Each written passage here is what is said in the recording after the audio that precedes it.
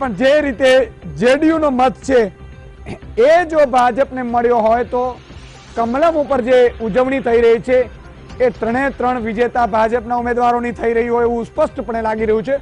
પરિણામ નથી આવ્યું કારણ કે વિલંબમાં મુકાઈ છે મતગણતરી. પરંતુ જે રીતે વીટીવીના સૂત્રો અત્યાર સુધી કહેતા હતા કે કદાચ શક્યતા છે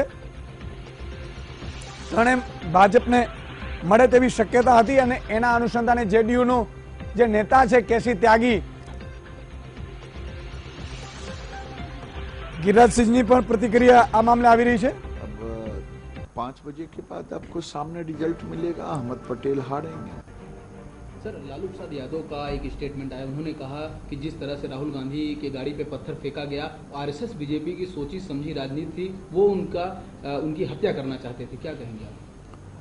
देखिए, राहुल गांधी आज सदन में गृह मंत्री जी ने जवाब दिया है और लालू यादव जी के पास तो न कोई एजेंडा है